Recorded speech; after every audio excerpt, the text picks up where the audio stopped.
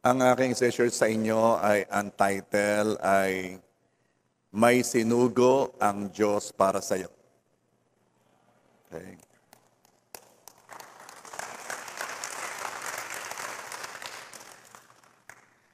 Hindi natin kayang magtagumpay mag-isa.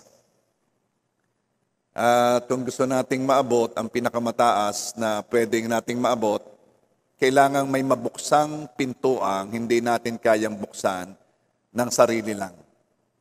Meron talagang may mga hadlang na we need somebody to open the doors for us. Na binubuksan ito ng Diyos sa pamamagitan ng pagsusugo ng mga tamang tao. At sila'y sinusugo sa buhay natin upang pagpalain tayo at marating ang ating destiny.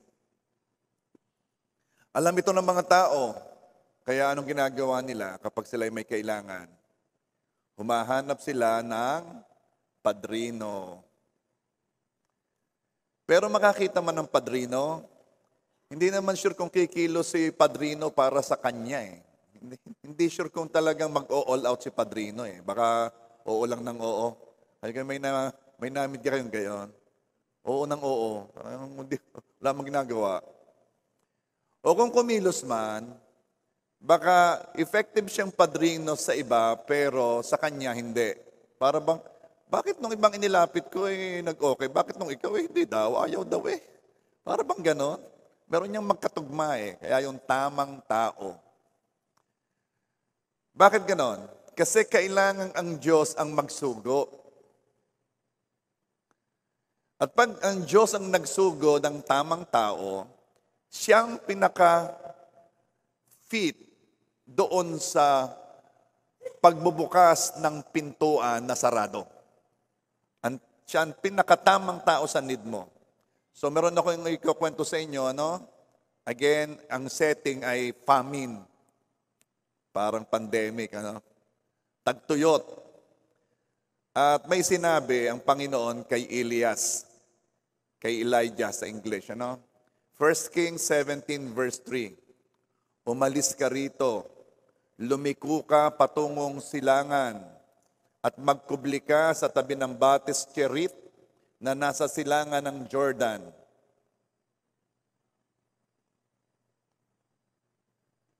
First Kings 17 verse 4, ikaw ay iinom sa batis, at aking iniutos ang mga uwak na pakainin ka roon. Wow! Inutusan ay uwak. Alam nyo, may mga inutusang uwak ang Diyos para sa inyo. May uwak na sinugo ang Diyos. Alamin natin ang kahalagahan at ang katangian ng uwak. Malay mo, yung katabi mo, yan palang uwak. Una, ang uwak, nagbibinata. Ang uwak ay kailangan sa ating tagumpay. Katulad ni Naomi. Si Naomi, ang uwak ni Ruth. If you are familiar with the story, si Naomi ang biyana ni Ruth, si Naomi ay balo, si Ruth ay balo. Sa kultura nung una, kapag ka namatay yung asawa, ay yung kapatid ang magiging asawa nung naiwan for security. Mahirap doon ang buhay, kailangan merong mag-aalaga doon sa babae. Pero wala nang anak si Naomi. Kaya sabi ni Naomi, Ruth, kayo'y bumalik na sa inyong mamamayan ha. Pero sabi ni Ruth, nako hindi Naomi. Hindi kita iiwan. Ikaw naman ay matanda na rin. Nako, kung saan ka pupunta, doon ako pupunta. Alagaan na lang kita. Kung sino ang Diyos mo, yun na rin ang aking magiging Diyos.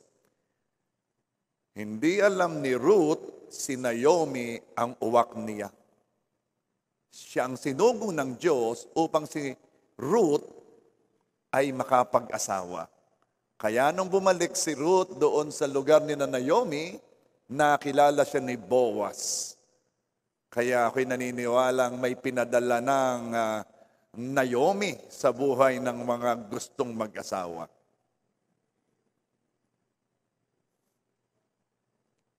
Sino pa? Sino pa yung mga, para makilala natin yung mga uwak?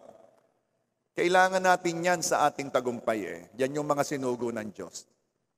Si Jonathan, si Jonathan, ang uwak ni David. Ito naman ang istorya. Gustong patayin ni Haring Saul si David. At sino ang pinadalang uwak ng Diyos para maingatan? Si David. Walang iba, kundi ang anak ni Haring Saul na gustong may gawing masama kay David, ang pangalay Jonathan. Siya ang tamang uwak upang maingatan si David. Kakaibang pabor ang ibinigay ni Jonathan kay David, sukdulang suwayin ang utos ng kanyang amang hari para maingatan si David. Truly, there are friends who sticks closer than a brother. Now, itong aking gustong sabihin, there are always uwaks sa buhay ninyo. May uwak na naka-assign on a part of your journey, a segment of your life. May mga uwak di ang ipinadala ang Diyos. Ang tawag ko diyan is short-term uwak. And if you remember, yung aking ikinuwento sa inyo, si Gilberto, yung Meksikano na talagang ginamit ng Diyos na maging uwak sa akin.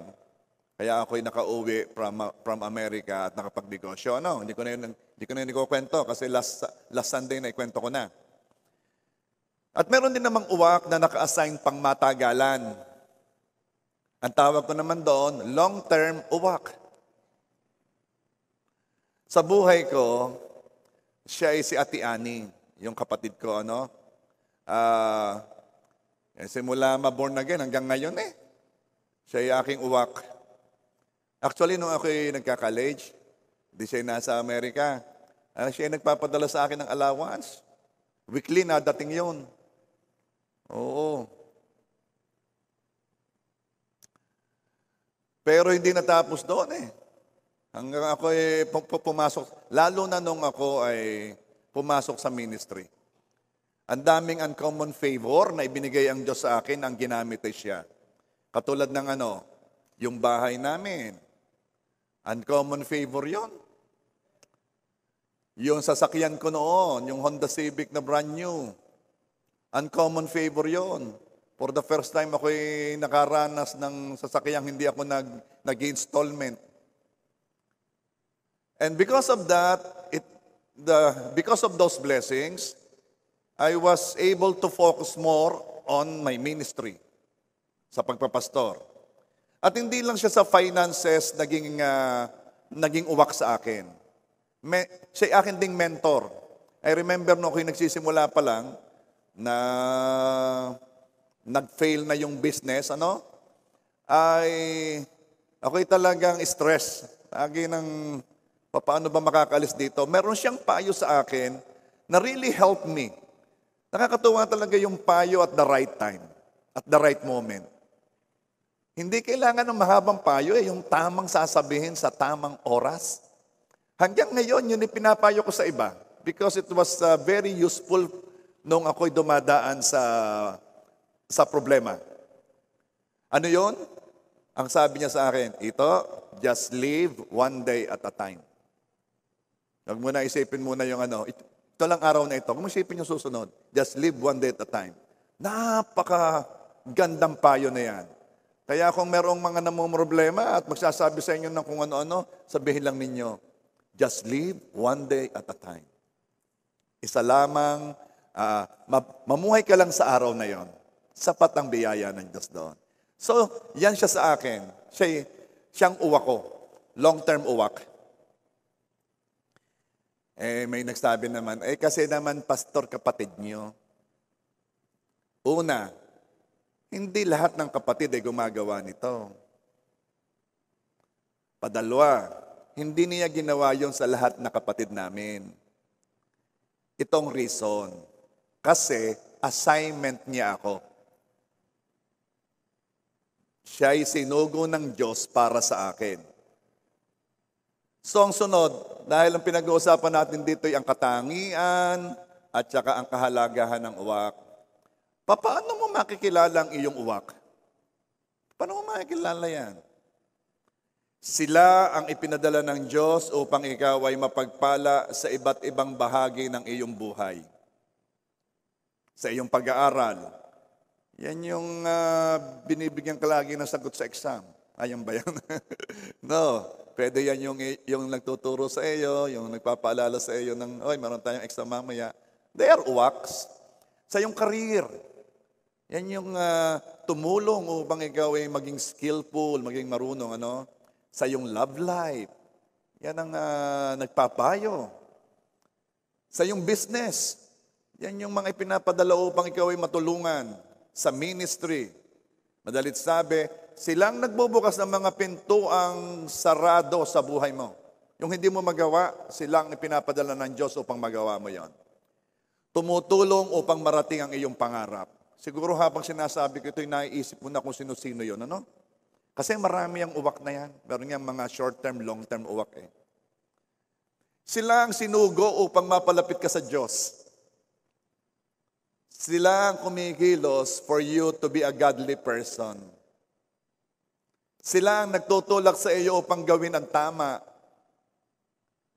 Yung mga nagtutulak sa iyo upang gawin ang mali, hindi yun uwak. Ano yun? Ahas. Sila ang nananalangin para sa iyo.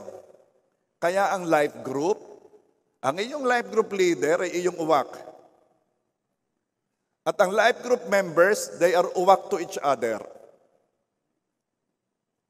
Sila ang mga nag-i-encourage sa iyo. Yung bang mga taong nakakakita ng iyong magandang bukas, yung bang ang tingin sa iyo, hindi talaga ng mararating nito. Yan ang iyong mga uwak. Yung mga naniniwala na may magandang plano ang Diyos sa iyo. Ang iyong mga uwak, ang mga taong nagtitiwala at nagbibigay ng break sa iyo. Yung bang sabi ng iba, hindi ito pwede. Sabi naman noong iyong uwak, ay pwedeng-pwede yan, kayang-kaya niyan. Yun ang uwak mo. Siyang iyong cheerleader, nag-i-inspire sa iyo, nagpapayo. Sila yung mga taong humahamon sa iyo upang gawin mo ang iyong best. Kaya mo pa, mas matindi yan. Sila ang mentor mo. Sila ang kakampi mo. Yan ang iyong mga uwak. At alam mo yung uwak, they have strong urge to help you. And actually, may term silang ginagamit sa nararamdaman nilang urge na to, na hindi nila maipaliwanag. Anong term ang ginagamit nila? Gaan ng loob. Parang, bakit ba magaan ang loob ko sa iyo? Yan na yan. Uwak mo yan. Kasi mahirap i-manufacture yung gaan ng loob. Pwede bang maging magaan ang loob mo sa akin? Wala talaga, mabigat eh. Mahirap i-manufacture yon unless si Lord ang kumilos doon. Amen ba? Pero syempre, kayo yung mga Christian, inutusan tayo to love everyone. Now, kung ang tanong, bakit ba magaan ang loob ko sa iyo? Ang sagot doon, kasi assignment mo ako. Ikaw ang uwak ko. So, ang uwak ay magaan ang loob sa iyo. So, medyo may naisip ka na kung sino ang iyong uwak, Oh, ba? So, gaano kagaan ang loob ng uwak sa pagtulong sa iyo? Gaano kagaan? May babasahin ako sa inyo. Di ba ang istorya, sinugo si Elias na magpunta sa batis. At sabi, o diyan ka muna at susuguin kong uwak na magpakain sa iyo. Anong sabi dito sa 1 Kings 17 verse 6? Dinalan siya ng mga uwak ng tinapay at karne sa umaga at tinapay at karne sa hapon at siya'y uminom sa batis. Katinding uwak ito. Anong gaan ng loob nito kay Elias? Ang tingin ng uwak kay Elias ay kanyang inakay. Aba, ay parang magdala ng pagkain. Di kayang mga uwak, kaya nagdadala ng pagkain sa kanyang inakay. Napakagaan ng loob ng uwak kay Elias. Ganon ang mga uwak niyo. Ang tingin sa inyo ay anak. Ang tingin sa inyo ay dapat alagaan. Ang tingin sa inyo ay dapat pagpalain, dapat ingatan. Yan ang iyong mga uwak. Dapat kampihan, dapat tulungan. So, naisip na ba ninyo ang inyong uwak? Kung wala ka naisip, huwag kang mag-alala, mamaya may mga dadating na. Amen? Sino excited? Okay. Ikwento ko muna uli para malaman ninyo ang katangian ng mga uwak. There was a time, I think when we were in America yata yun, na kausap ko ang aking long-term uwak, si Ate Ani. Sabi ni Ate Ani sa akin, na hindi na niya ako matutulungan katulad ng dati. With matching iyak yun ha. Ito. Sabi ko sa kanya, Ate, no pressure, no pressure. Huwag kang ganyan. At ang sabi ko sa kanya, Ate, I'm setting you free. I'm setting you free. Inaalis ko yung burden mong yan. Okay. Listen. Ang problema, by the way, baka kasi hindi nyo alam kung gaano katindi ang pagiging uwak niya sa akin. Ay talagang yan, lalo na nung ako'y bago nagpapastor, malaki ang binayadan niya sa aking utang. Nagbibigay yan ng cheque sa akin lagi para, para nakakonsentrate talaga ako sa ministry. Hindi ko iniisip yung mga ganon. At that time, ay bukod pa yung mga, Ate, yun bago pa magka-Honda Civic, Ate, yung aking Lancer, ang makina ay kailangan ng paltan. Makina yun ha. Hindi yun mga filter, makina kailangan ng paltan. O siya, sige, yung mga ganon, papadala ng pera. Basta isang sabi ko, ganon siya katindi na Now, sabi nga niya sa akin, hindi na kita matutulungan katulad ng dati. Naiyak siya. Sabi, Ate, no pressure. Don't think that way. I'm setting you free. Okay. Ito ang problema. Hindi naman ako ang nag-assign sa kanya sa akin. Kaya I cannot set her free sa assignment na hindi ako ang nagbigay. Hindi naman ako nagsabi sa kanya, Ate Ani, ikaw ang uwak ko. No. Nakaramdam lamang siyang ako'y kanyang inakay. Ang tingin niya sa akin, tweet, tweet, tweet. Ang tingin niya sa akin, humihingi. At ang ramdam naman niya ay siya'y ina. At kailangan tulungan, ingatan, at alagaan ang kanyang inakay. Si Lord, ang nagbigay ng assignment, si Lord din lang pwede ang bumawi noon. Kaya hanggang ngayon, magaan pa rin ang loob sa akin. Hanggang ngayon. Bakit? Siguro alam na niya as of now. Meron talagang people who were sent to be your uwak na destiny mo, for your destiny, for your life. Yan. So, I pray, sino dito ang gusto magkaroon ng uwak? Yan. Number 3, pag-usapan na natin. Paano magkaroon ng uwak? Wow.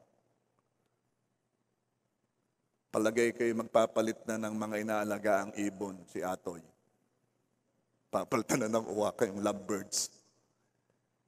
Una, letter A. Lakaran ang plano ng Diyos sa buhay mo. 1 Kings 17 verse 5. Kaya't pumunta siya roon at ginawa ang ayon sa salita ng Panginoon. Talking about Elias. Siya'y pumaroon at nanirahan sa tabi ng Bates Chirit na nasa silangan ng Jordan. May sinabi ang Diyos kay Elias. Sumunod naman si Elias. Ginawa ang ayon sa salita ng Panginoon. Okay. Huwag mong pepersahin o imamans effort ng pagkakaroon ng uwak. Alam mo, sabi ni Lord, ikaw daw ang uwak ko. Baka naman nasagot sa iyo, ay bakit hindi magaan ang loob ko sa iyo? Baka hindi ako. Alam mo, nung ginawa ni Elias ang ayon sa salita ng Panginoon, saka pa lang dumating ang uwak. Alam mo, madaling magkauwak eh. Kailangan lamang na nilalakaran mo ang plano ng Diyos sa buhay mo. Sa halip na hanapin mo ang iyong uwak, just make sure na ginagawa mo ang pinapagawa ng Diyos. At bahala si Lord magsugo ng uwak. Madali yan. Ephesians chapter 2 verse 10. Sapagkat tayo'y kanyang pinakamahusay na gawa na nilalang kay Kristo Jesus para sa mabubuting gawa. Wow! Tayo po ay nilalang para sa mabubuting gawa. Kaya kung ikaw ay medyo kulang sa mabubuting gawa, ay gusto kong ipaalala sa iyo, nilalang ka para dyan. Na inihanda ng Diyos ng una pa upang siya nating lakaran. Yan ang habaga. Di ba sabi ko sa inyo, lakaran ang plano ng Diyos? At ang plano ng Diyos ay lagi ang mabubuting gawa. Ano ba yung mabubuting gawang yan? Ito yung mga gawang luluwalhati sa Diyos. Mga gawang matataas siya. Alam mo, ako'y natutuwa sa mga uwak na pinadala ng Diyos sa church na ito. Na kapag meron tayong project tungkol sa church, you are there to support. Kapag merong naiisip muli si pastor na gawin, you are there to support. Alam mo, ang lakaran, ang pinapagawa ng Diyos means gawin mo yung mga bagay na magluluwalhati sa Kanya. At tapatan na, sino bang mag-iisip ng mga bagay na interes ng Diyos? Sino bang mag-iisip para pagandahin ang church, ayusin ang pinupuntahan ng mga tao upang makasamba, ayusin yung mga gadgets na yan, ang live stream. Sino ba talaga ang nag-iisip niyan? Those people who are thinking about God's interest. Sabi ko nga kami nag-uusap ni Pastor Eric kahapon.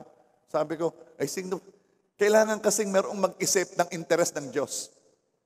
Because ang mga tao, lagi ang iniisip yung interest nila. Somebody has to think. At tayo yun. Tayo yun. Ano ka naman yung bilhin ng lupa? Hindi para sa sarili yan. Hindi ko sinasabing masama. I'm only saying, it's you thinking about yourself. Sino mag-iisip ng sa Panginoon? Sino maghahanda ng susunod na henerasyon? Sabi ko kay Pastor Eric, tayo, inihahanda na natin. Yung mga susunod, iba na ang magiging labanan nila. We have won this segment. Naihanda na natin ang ganyan yan eh. Yan ay relay. Pero people, ay kailangang may nag-iisip para sa kaluwalhatian ng Diyos. Tanggapin na natin. Iba naman talagang mag-worship kapag comfortable, di ka? Iba naman Ibang mag-worship kapag medyo magandang sound, di ba? Ewan ko, maaari naman siyempre magsasabi, hindi po, yan po sa puso. Ako naman naniniwala.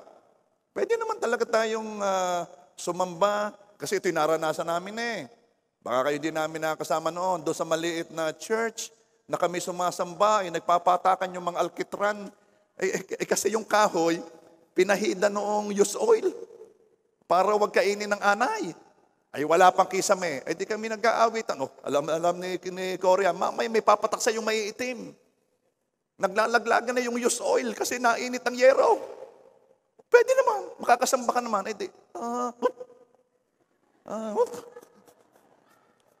Pwede naman.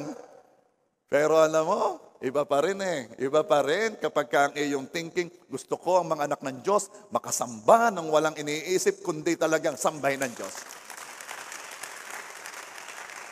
Somebody has to think that. At yan ay mga mabubuting gawa. Anything na magtataas sa Kanya. Mga gawang magpapalawak ng kaharian niya sa lupa. Again pinapaalala ko paano ikaw magkakaroon ng uwak. Paano magkaroon ng uwak? Kailangan nilalakaran mo ang magandang plano ng Diyos sa buhay mo. At ang pinag-uusapan natin dito, yung mabubuting gawa. Ay kasama sa mabubuting gawa ay anything na magpapalawak ng kaharian niya sa lupa. Kaya sinabi ng Panginoon, go into all the world, preach the gospel. Kaya tayo pumupunta kung saan-saan nagse-share. Kaya kayo, mga nasa live stream, alam mo sa panahong ito, what you can do para talaga ma-share ang salita ng Diyos is to forward these messages. Tsaka yung mga nagdaang mga message. Ang daming napapagpala just hearing the message of God. I-forward nyo sa inyong mga friends. Win soul, make disciple. Because it is still His will. Hindi nagbabago. It will never change. It is His will that no one should perish.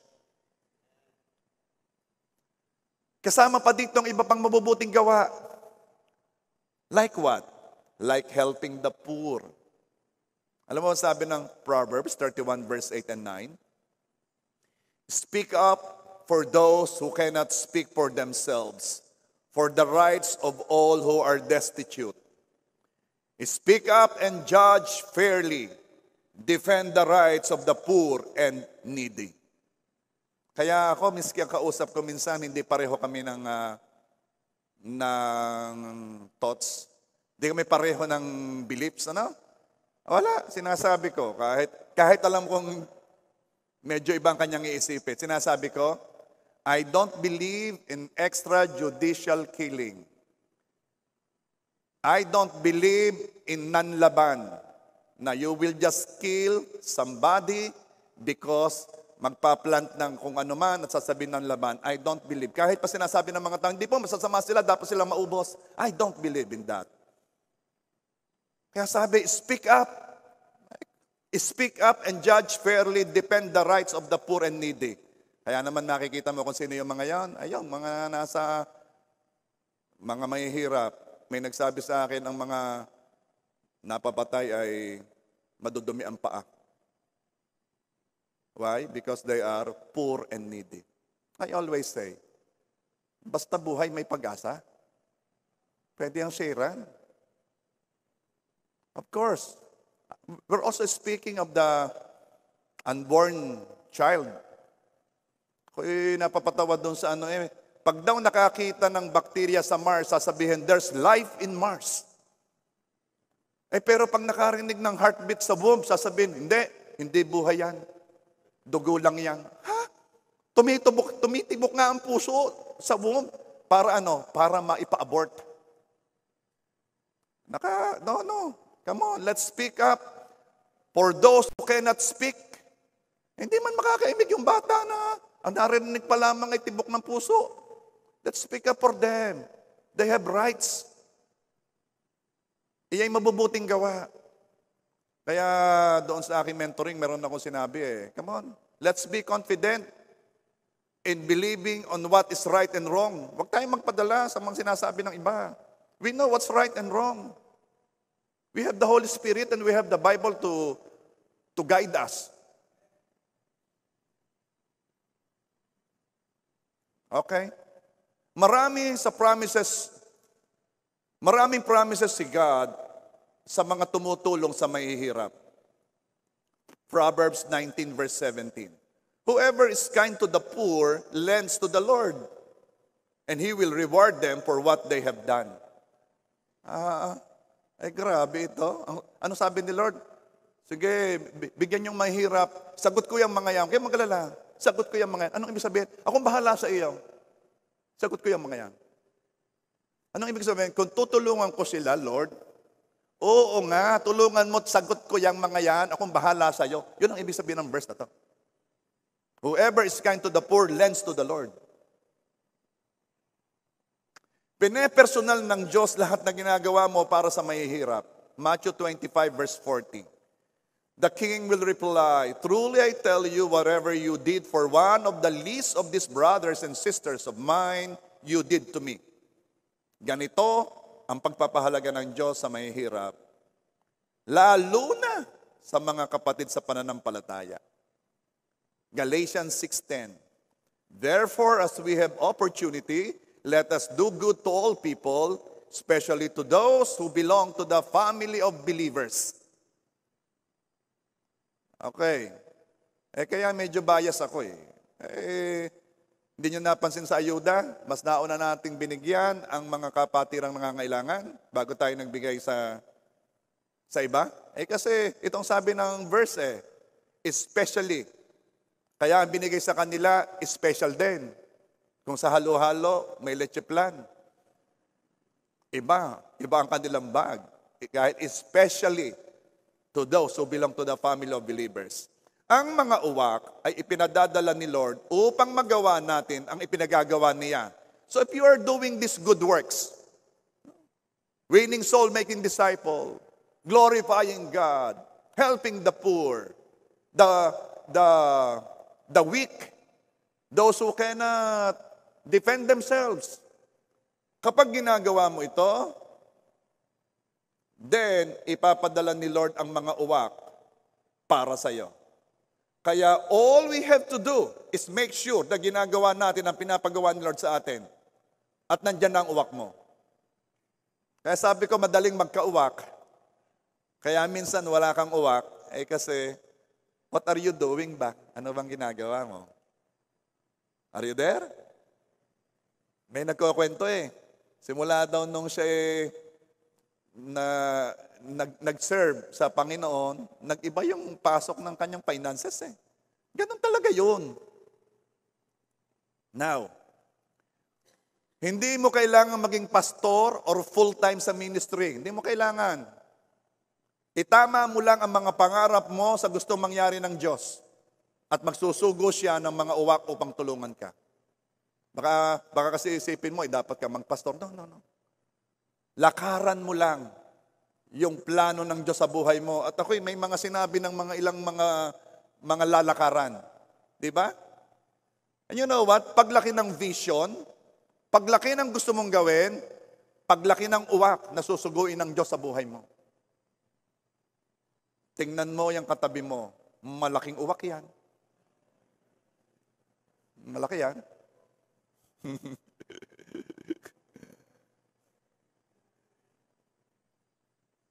Simula nang ipagawa ni Lord ang church building, and still, marami pa rin nilalagay si Lord sa ating puso na mga gagawin. Maraming uwak ang pinadala ni Lord upang matulungan tayo na gawin ito. Marami. Mga uwak na hindi taga rito, may uwak na hindi nga dito nag-church. Mga uwak na hindi mo akalain, magiging uwak. Alam mo, another thing. I will confess, nung una, bago tayo magbigay ng ayuda, ako talaga medyo hesitant ako. Bakit? Alam ko yung laki ng gastos.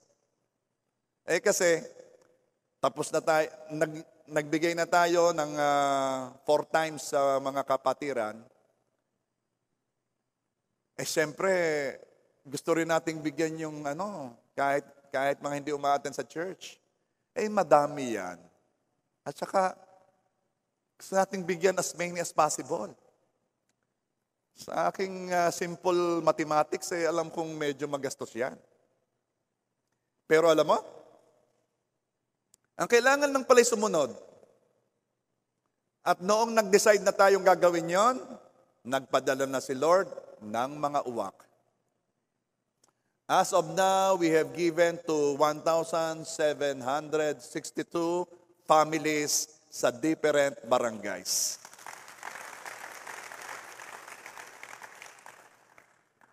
That is aside from what we have given to the members. So, anong aking sasabihin? Huwag mong hintayin dumating ang uwak, sumunod ka muna at darating ang uwak.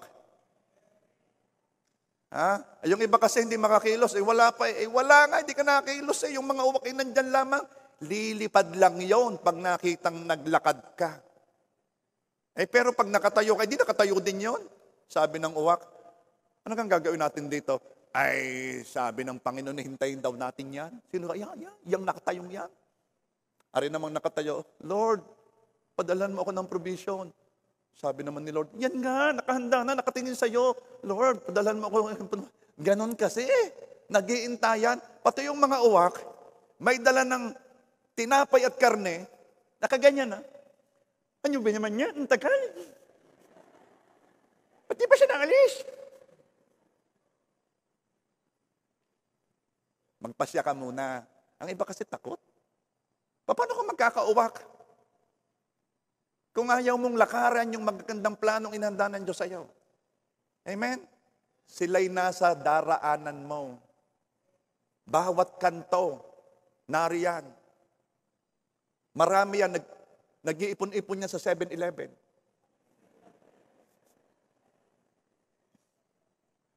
Okay, on the other hand, kung ikaw ay may mga uwak na sinugo ng Diyos para sa iyo, titigil yang mga iyan ang pagdadala ng tinapay at karne kapag tumigil ka sa paglakad sa plano ng Diyos sa buhay mo. Pag tumigil ka sa mga mabubuting gawa na ginagawa mo. Again, pagluwalhati sa Diyos, winning soul-making disciples, helping the poor, lalo na yung mga kapatiran, things like that. Defending those who cannot defend themselves. Now, meron akong kakwento sa inyo. Merong mag-asawang doctors who were supporting a pastor. They were giving monthly checks to him, At medyo malaki yun. At yun ay aside from others, yung mga hinihingi pa nung pastor, kakatulad ng upuan sa church, aircon sa church, ganyan. Ano manghingin? Pati nga yung isusuot noong mag-asawa sa anniversary, hiningi rin. Pati yung plane fare, hinihingi. Pati baon. Kung saan man, pagkaano. And the doctors love helping them. But time came, bumigat na ang loob. Yung term na mabigat na, nawala yung gaan. Nung sinasabi ko sa inyo, hindi maipaliwanag na urge, bumigat na. At itinigil nila. Without even knowing why. And they found out later, it is because that man stopped in walking the path God prepared for him. Yung taong yun ay tumigil na ng paglakad sa daang gusto ng Diyos lakaran niya. So, pag tumigil ka na ng paglakad sa daang gusto ng Diyos lakaran mo, titigil din ang uwak. Kaya yung uwak, yan ay according sa plano ng Diyos sa buhay mo. Are you there? So, ang pinag-uusapan natin dito pa rin ay papaano magkaroon ng uwak. Yan ang una. Ang una ay lakaran ang plano ng Diyos sa buhay mo. So, may mga sinabi na ako di yung ilang details. Ano? Siyempre, yung mga specific na plano ng Diyos, you will know it as you go along. Ano pa? Hanapin ang nagsugo sa uwak, hindi ang uwak. Kasi masyadong mapokus sa uwak Kakaibiganin ko si Atoy. Bakit? Mukha siyang uwak Baka matutulungan ako ni Atoy. Balita ko, mahilig ito magkakain sa restaurant Baka ako'y maisama nito. Uwak to, uwak. Alam mo, purpose pa lang, mali na Hindi ganun. Bakit? Sige, pagpalagay ng uwak yan, si Atoy, pagpalagay na. Hindi naman yan lilipad, mapera suguin ng Diyos. Hindi yan lilipad. Lalapit ako kay Bukal Jess de Vera. Pero wala dito, sa anak na lang, mas mabait ito. Ba't ka lalapit? Hihingi. Makahingi. Ano? Kaya ka lalapit, hihingi. Hindi para ipag-pray. Di ba? Mas maganda kaya ka pupunta pagpe-pray mo.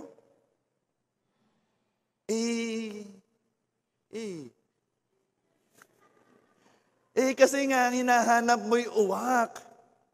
Ang hanapin mo yung nagsugo sa uwak. Actually, marami yung uwak na yan. Natingin ka dyan sa mga yan kasi yan ang mukhang uwak. Sa totoo lamang, maraming uwak, hindi mukhang uwak. Mukhang bibi. Pero uwak din yan. Matinding magbigayan. Itlog na maalat.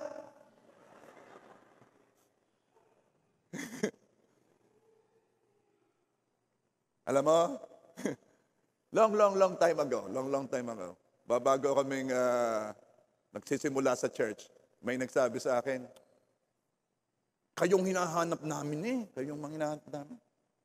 Ako'y nag-isip. Sabi ko, no wonder, hindi tayo nagpangita. Ano may nasa isip ko lang. Bakit?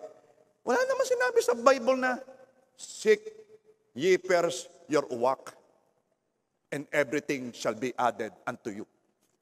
Wala naman sinabing, seek ye first your work. Ano sabi? Seek ye first the kingdom of God and His righteousness. And all these things shall be added unto you. Huwag kayong hanap ng uwak. Dumarating yan pag sinugo yan ng Diyos. Lapit sa nagsusugo.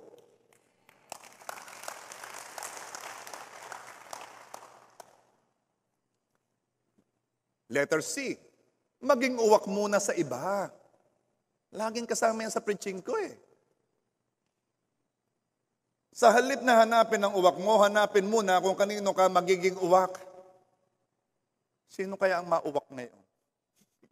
Hanapin mo kung sino ang magiging uwak ka sa kanya.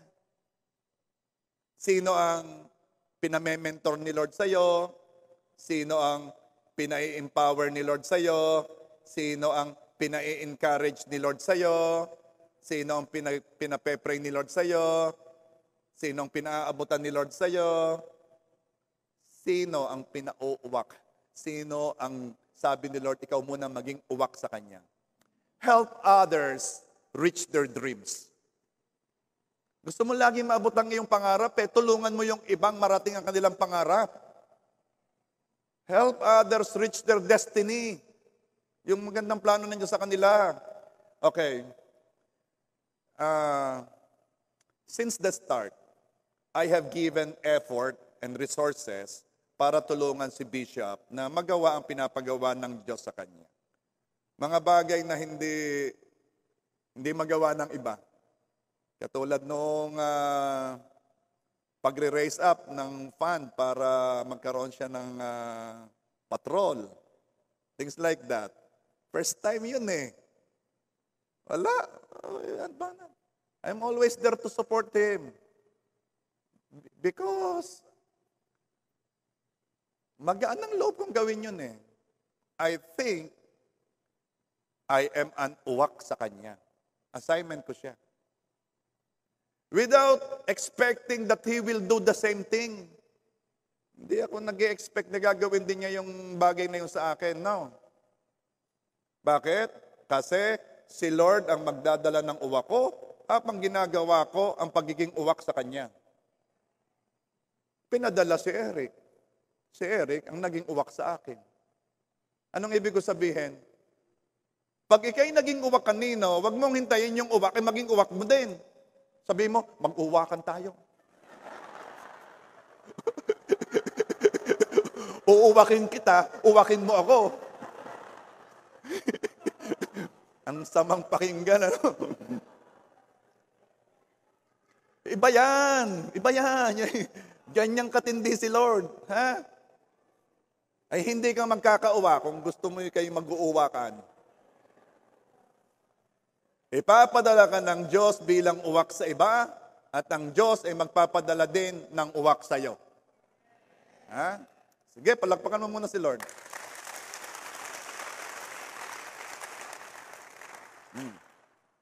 Ang sunod, ano naman ang pagpapala ng mga uwak? Exciting ito. 1 Kings 17 verse 6, dinalan siya ng mga uwak ng tinapay at karne sa umaga, tinapay at karne sa hapon, at siya'y uminom sa batis. Palagay ko itong uwak na ito ay sa McDonald's napunta. Hamburger ang dala Of course, yung maka-Jollibee, I don't mean to harm you, no? If you are hurt, that was not intended. Pero talagang makdo ako eh. Okay. Ang blessing ng uwak ay connected sa pagsusuguan sa Kanya. Inyo itong pakaanuhan. Ang blessing ng uwak ay connected sa pagsusuguan sa Kanya. Tingnan ninyo. Habang nagdadala ng karne at tinapay ang uwak, nagkasakit ba ang uwak? Nagdadala ang uwak. Elias, inakay ko, sambot. Babalik ulit ako mamayang hapon. Umaga't hapon, araw-araw. Hindi kailanman nagsabi si Elias, ba't kaya wala yung uwak? Di kaya nagkatrangkaso? Habang ginagawa ng uwak ang kanyang ginagawa, siya'y may divine health. Kaya sabi ko sa inyo, masarap maging uwak eh. Tanong, habang nagdadala ng karne at tinapay ang uwak, namatay ba ang uwak? Bang, malapit na ako. Elias, sandali lang, malapit na. Nangyari ba yan? Hindi. Habang ginagawa ng uwak ang pinapagawa ni Lord sa kanya, siya'y merong long life.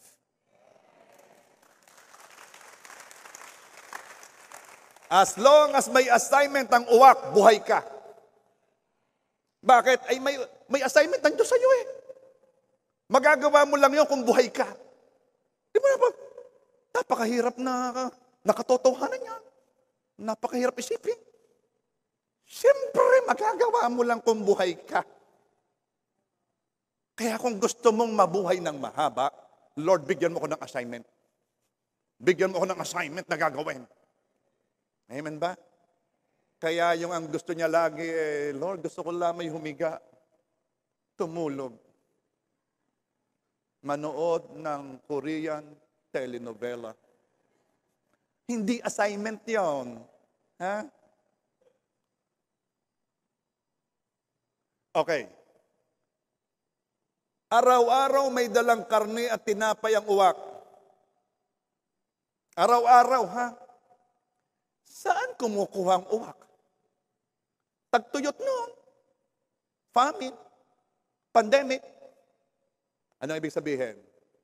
Hanggat ikaw ay uwak kung kanino man si Lord, walang humpay ang provision sa iyo.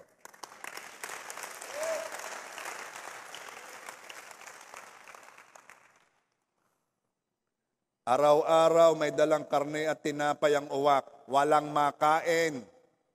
Ang mga tao'y hirap, hindi naulan. Pag hindi naulan, hindi nakakapagtanim. Pati hayop walang makain, payat yan, hindi makapagbigay ng gatas. Tagtuyot. Bakit hindi nauubusan ang uwak? Saan ko man isipin? Hindi nauubusan ng uwak eh. Alam mo kung ano meron ng uwak? Uncommon favor.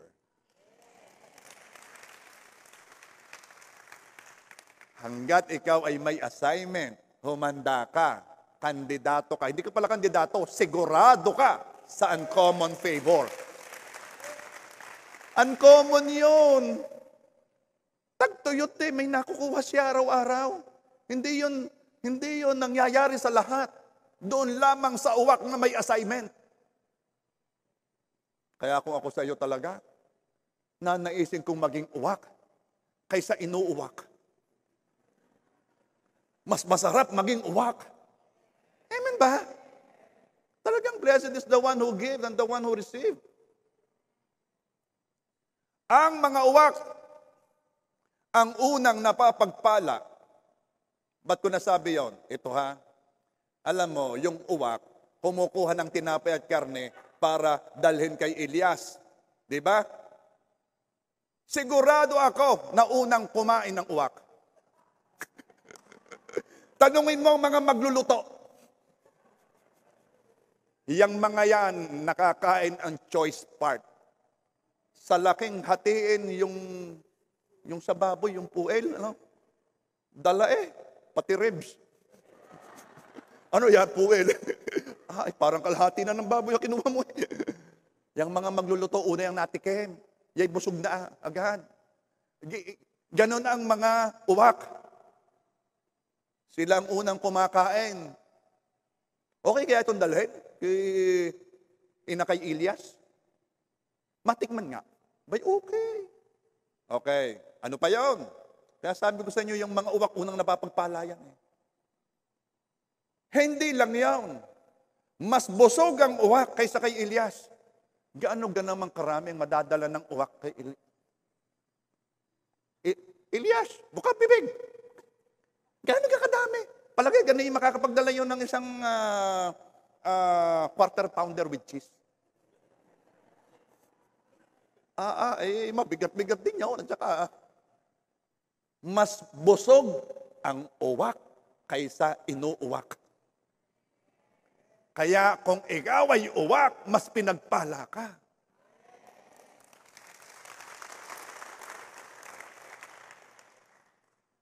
We are blessed to be a blessing. We are blessed to be uwak to others. Hindi magagawa ng uwak ang isinusugo sa kanya, maliban bibigyan muna siya ni Lord ng kakayanan. Kaya kung ikaw ay uwak, ibig sabihin, bless ikaw. Kaya kung gusto mong maging bless, piliin mong maging uwak. Yun lang yun. The assignment gave the uwak a purpose to wake up in the morning. Parang, sasabi ng uwak, umaga na naman. Aba, ako nga pala magdadala ng tinapay at karne sa aking ina kay Ilyas. Inakay nga ang tingin niya kasi magaan ang loob. Kaya yung every morning, yun ang purpose ng buhay niya. Aba, matindi yung purpose. Talagang kapag walang purpose, ano gagawin ko? Kaya yung trabaho, yan ay biyaya yung may nagagawa. Biyaya yan. Yung walang ginagawa, alam ko sasabihin niyo biyaya din yun, pero mas biyaya ang may ginagawa. Amen ba? The assignment brought the uwak to his destiny. Sinong uwak ngayon ang pinag-uusapan sa balat ng lupa maliban sa uwak na ito? Wala. Sikat ang uwak na ito. Bakit? Ngayon itinuturo ang kanyang buhay.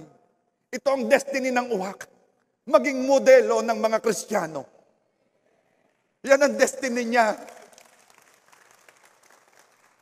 Sikat ito. Ito kayo makita natin sa langit. Nasaan yung uwak? Anong hanap mo? Narito si Peter, narito si John, narito si James. Hindi, gusto kong makita yung uwak. Sinong uwak yung nagpakain kay Elijah? Pwede kaya yun? Makapag-aralan nga. Okay, destiny. Talking about destiny. Way back, hindi naman JA1 si Ate Ani. Ang Ate Ani, marami ang alam sa salita ng Diyos. Unang na-born na ganyan sa amin Wide reader pa yan. Tsaka medyo pangdating yan Ang mga, kasimula-simula, ang church namin, ang pastor ay American na. Yung American church, English ang service. You know. Talagang di ko lang nakuha. Ngayon, pagpunta niya sa Amerika, ang kanya rin church, mga American churches. Naalala ko noon narinig niyang nasa bahay ang mga kapatira, nagpe-pray sa pagkain, parang sa cellphone, Ang tanong niya, bakit Tagalog ang prayer? Hindi kami sanay noon. Always English. Talagang nalimutan ko na nga lang kung paano. Pero noon yun ganoon. So nagpunta siya sa America, American churches. Ako'y sinasama pa nga doon sa mga churches na yon. Until, sabi ko sa kanya, Ate Ani, suportahan mo naman ang JA1, diyan sa California. Sige na nga. So, umattend siya. And it was a totally different experience. than what she is used to. Mahaba English yun. Biglang naalala ko pumasok ang ano eh. So, ibang karanasan. Pero alam mo, sa natural, hindi siya titigil sa JA1. Kung yung dati pa rin pag-iisip, yung what I will get. Ganon kasi minsan yung napunta sa isang church, ano ba makukuha ko dito? No, hindi na. It's a different na. Ang kanya ng thinking, what can I give? Ako ang susupport. Alam mo, ang akala niya, susupport lang siya. Ngayon, siya na ang pastora.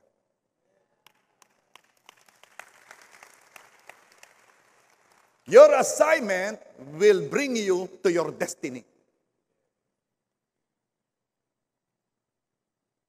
Same thing. When I started attending this church, ang thinking ko, I will support. I will help. Yun. Kaya yung mga gustong sumuporta, alam na ninyo, magiging destiny ninyo. Okay. Number 5. Okay pa kayo? Last na to. Paano mapanatili ang uwak? Yan. Una, huwag aasa sa uwak. Nasabi ko na sa inyo yan, no? Umasa sa nagsugo. Pag sa uwak ka umasa, itataboy mo ang uwak. Remember, pag inasahan mong uwak mo, itataboy ni God yan sa'yo. Ayaw ni Lord na ang aasahan mo ay ang kanyang instrumento. Cursed is the man who trusts in man. We should recognize them. Thank God for them. Huwag kayong hihiwalay sa kanila. Mga uwak mo yun eh. Honor them. Hindi ka naman umaasa sa tao. Pero hindi mo rin naman sila para itaboy. Hindi rin naman para itaboy ang mga tao pinadala ni Lord upang tulungan ka. Pero hanggang doon lang. Kung may burden ang uwak sa iyo, it is because binahaginan lang siya ng Diyos. Kung may need ka, hayaan mong ang Diyos ang pumilo sa uwak. Huwag ikaw ang pumilo sa uwak. Huwag kang parinig ng parinig sa uwak. Uwak. Uwak. Uwak. Alam mo, yung parinig ng parinig, sa pangit pakinggan. Sa totoo lang. Baka sanay ka na, pero doon sa mga prosperous, they're not used to do that. Pangakuan mo sarili mo na hindi ka na magpaparinig sa iyong mga uwak. Dahil kahit anong parinig ang gawin mo, siguro mapapakilos mo sila, pero hindi magaan ang loob. Ay ako, kung hindi magaan ang loob, ayaw ko eh. Ayaw ko nang napepwersa, ayaw ko nang ganon. And that's manipulation. You are using a power not from God. Meron namang gagamitan pa ng mga verses. Thus saith the Lord. Pakainin mo ko. Meron nagkukwento yung uwak sa akin regarding somebody. Sabi ng uwak, syempre, panay ang padala sa akin ng mga verses. Alam ko na naman ang ibig sabihin noon. Sabi ko, ay nako. Yun nga naman magpapadala ng mga verses. Lagi ng mga verses about giving. Nagpadala ng verse, give and it shall be given to you. Blessed is the one who give and the one who receive. Siya, ano ka talaga kailangan mo? Alam mo, you don't need to do that. Una, halata ka. Halata ka. At pangit.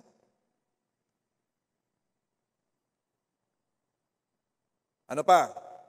Ano ang pinag-uusapan natin dito? Paano manatili ang uwak? Una, huwag kang matakot na mawala ang uwak.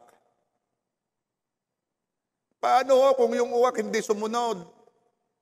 Sabi ni Lord, uwak, magdala na ng tinapay at karne. Doon, sabi ng uwak, ayaw ko na.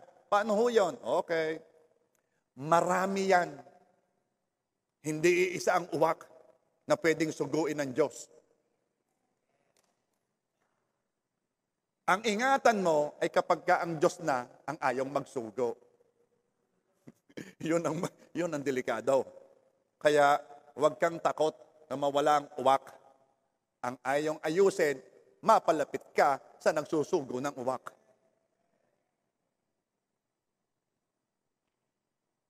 Huwag ka rin, huwag ka rin sip-sip sa uwak, ha? Uwak, sa ganda mong magdala ng damit. Huh? Uwak, sana pagkakapugi mo ngayon, uwak. Siya, halata ka. Huwag ding pakahangaan ng iyong uwak. Ay, sa lahat ng uwak, yan ang pinakamagaling na uwak. Ilalaban ko yung uwak na yan. Ay siya, tama na. Sobra ng hanga. Ibigay mo yan sa nagsugo. Uwak. Huwag kang lilipad sa iba. Sa akin ka lang, uwak. May sasabihin ako sa inyo, ha? Yaan mong lumipad. Bakit? Kaya yung lumipad, magdadala yun ng mas marami. Kung may uwak ng assignment ay ikaw, huwag kang mag-isip na lilipad sila sa iba kasi specific silang sinugo ng Diyos sa iyo. Ibig sabihin, hanggat ya'y sinugo ng Diyos sa iyo, magaan ang loob niyan sa iyo. Ay nako, may nakikipag-usap sa aking uwak. Ay baka ito'y makuha. Ang pinag-uusapan ay ano nga? Gaan ng loob. Diyos ang nagbibigay niyon. Kahit pa magpasirko-sirko yun. At sabihin, uwak, pansinin mo ako, lumipat ka sa akin, lipad na din eh. Kahit magpasirko-sirko yun.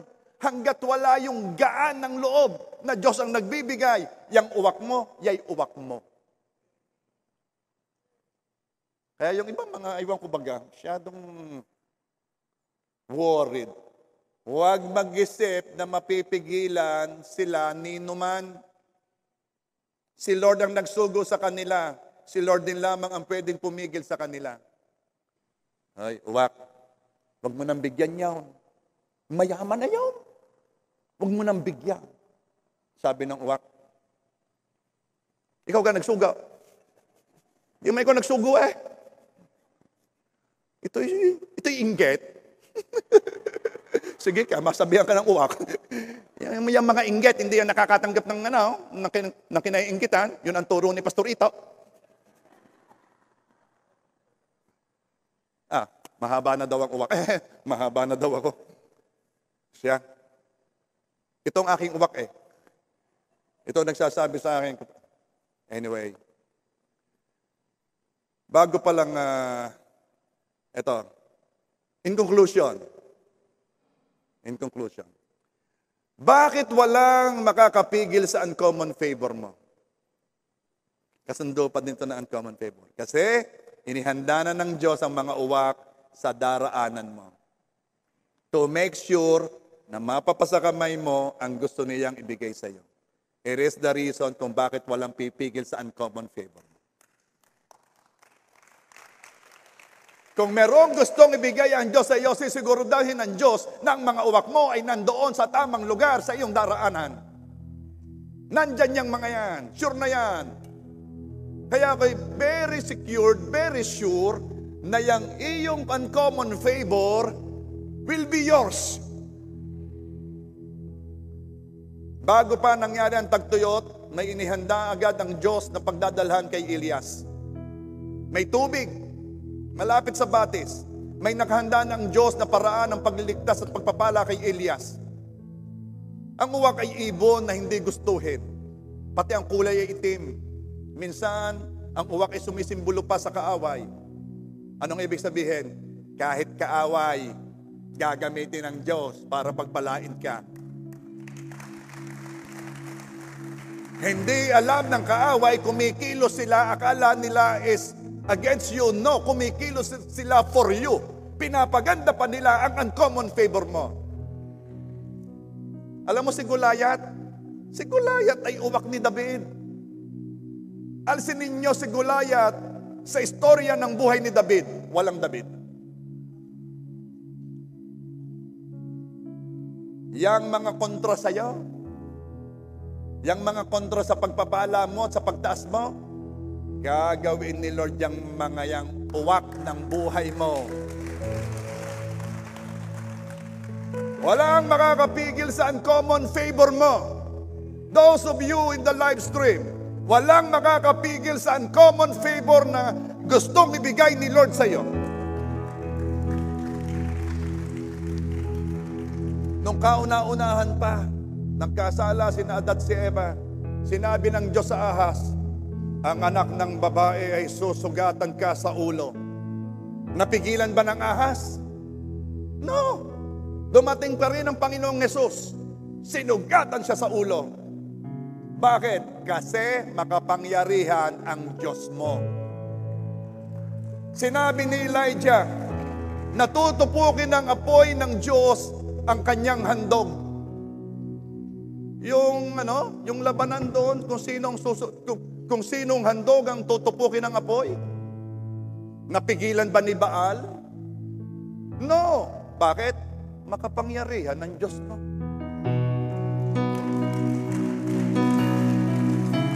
Nang ipinanganak si Jesus, gustong ipapatay ni Herod ang sinasabi sa propesiya na hari ng mga Hudyo. At pinatay ni Herod ang mga bata. Napatay ba si Jesus? No. Nakatakas na sina Mary, sina Joseph bago pagawin yun ni Herod. Bakit? Kasi nauna nang nagpadala ng uwak ang Diyos upang warningan sina Mary at sabihin, lumigas kayo. Bakit? Makapangyarihan ang iyong Diyos. It is the reason why I believe walang makakapigil sa uncommon favor mo. Makapangyarihan ang iyong Diyos. Sinabi ni Jesus, wasakin ninyo ang templo at sa 3 araw itatayo ko itong muli.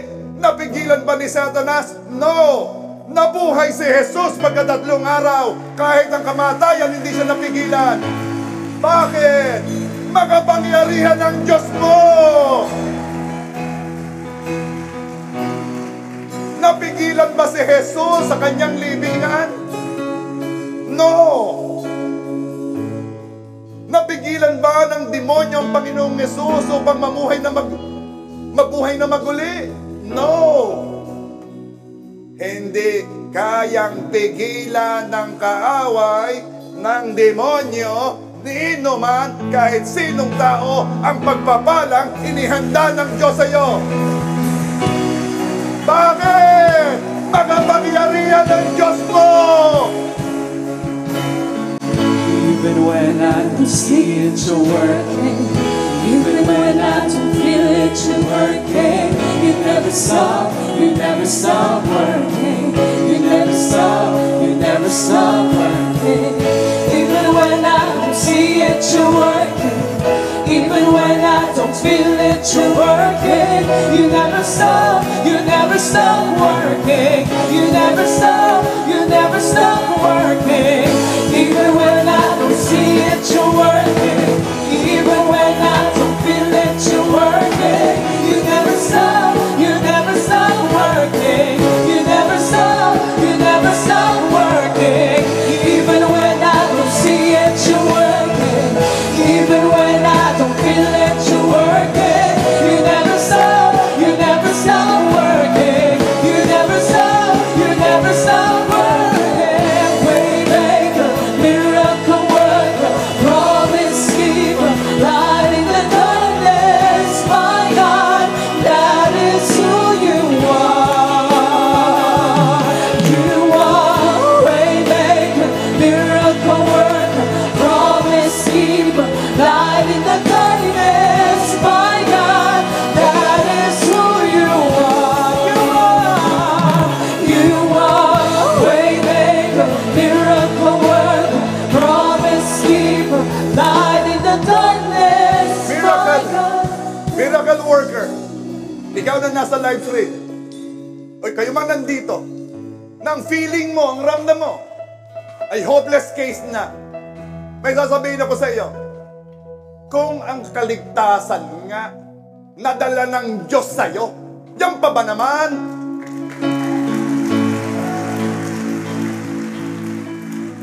Napakahirap noon. Kahit ang mga anghel ay tumitingin, kami hindi iniligtas. Ang tao iniligtas.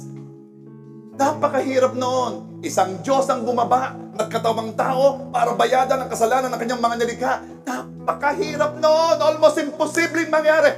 Pero hindi. Hindi. Dahil ang Diyos mo, hindi lang siya makapangyarihan. Mahal ka niya. Mahal ka niya. Ang nasabi ay nasabi na.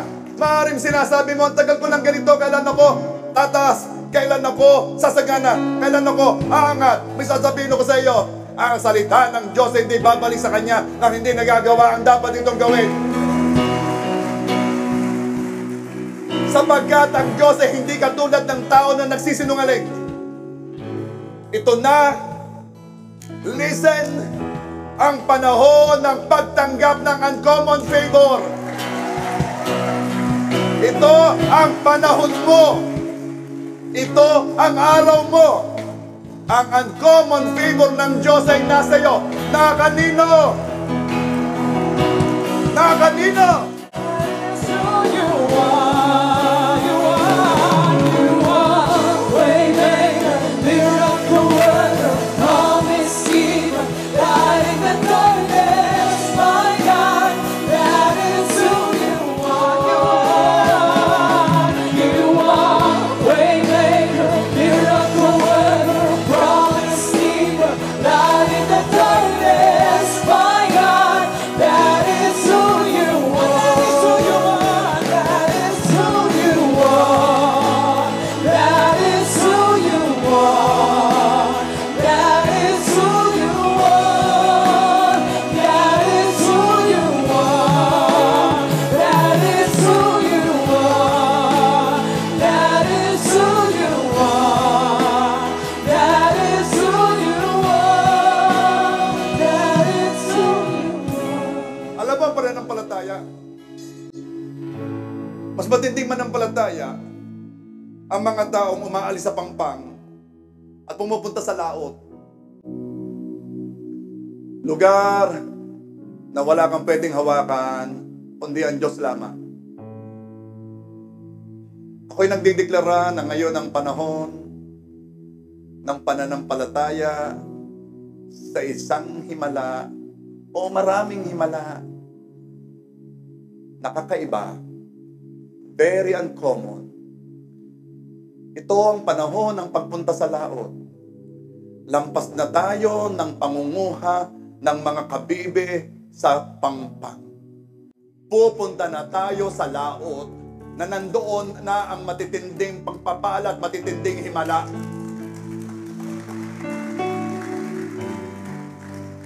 Maaaring pagdating sa laot, hindi mo kita. Hindi mo alam. Maaaring sasabihin mo, nakakatakot sa laot. Mas gusto ko sa pangpang safe ako doon. Pero hindi, ganyan ang pananampalataya. At tayo ngayon ay pupunta sa laot. And I am declaring, walang imposible. I am declaring himala na grabe. I am declaring cancer be healed in Jesus' name. Cancer be healed in Jesus' name. Wala malaking hadlang sa Diyos na makapangyarihan. I am declaring healing. Healing. Sa mga nakikinig sa live stream, hawakan mo ang parte ng katawan mo na mayroong karamdaman. Hawakan mo. Pupunta tayo sa laot. Huwag mong sabihin imposible. Sabi ng mga doktor, mahirap. No, no, no. Our God is so powerful. Hawakan mo yung parte ng katawan yan. Merong magaganap na operation. Merong magaganap na pagpapalit ng organ. Kahit kidney na defective, kidney na may sira na. Lord, humihingi ako. Pumapalaot kami.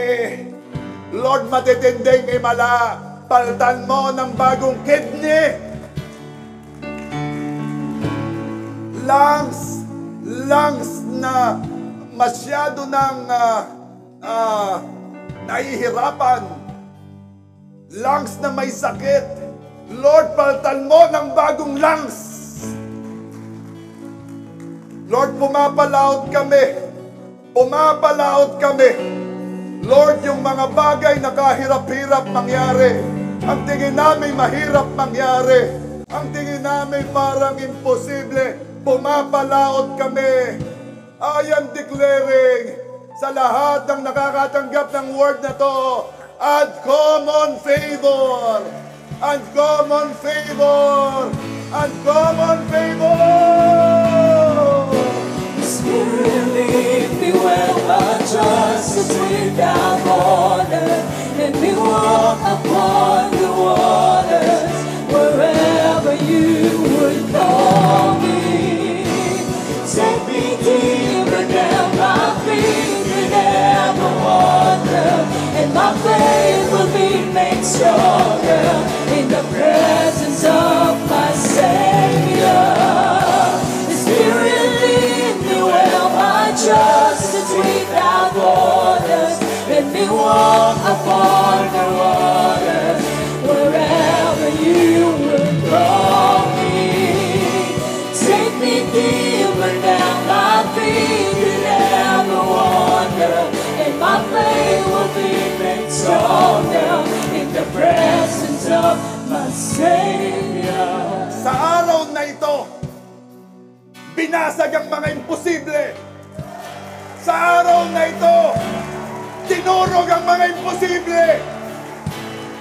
Sa araw na ito, ibang testimony. Himala. Lord, salamat. Your word was preached. Your word was uttered. Grabe ang Sunday na to. Grabing testimonies. Guguho ang lahat ng pader. Sasabihin ng mga tao, gusto ko rin ang meron sila. Gusto ko rin ang Diyos nila. Woo! Spirit, lead me where my trust is without borders. Let me walk upon the waters wherever you would call me.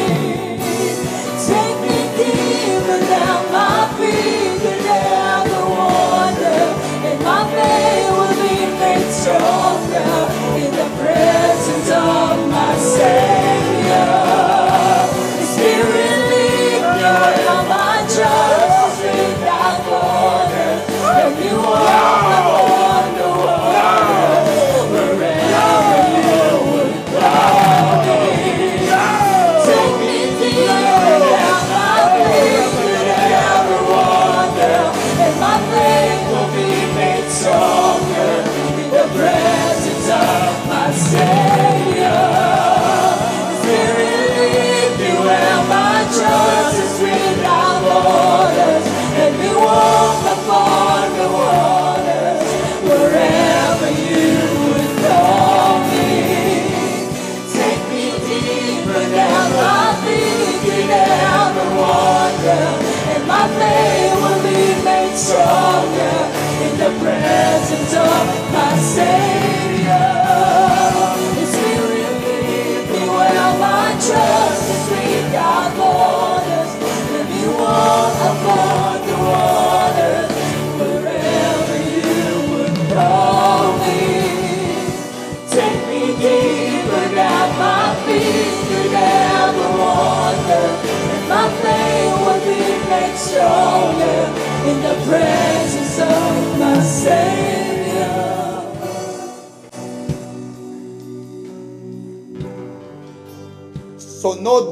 Sunod, hindi basta patotoo, grabing patotoo. Jesus name.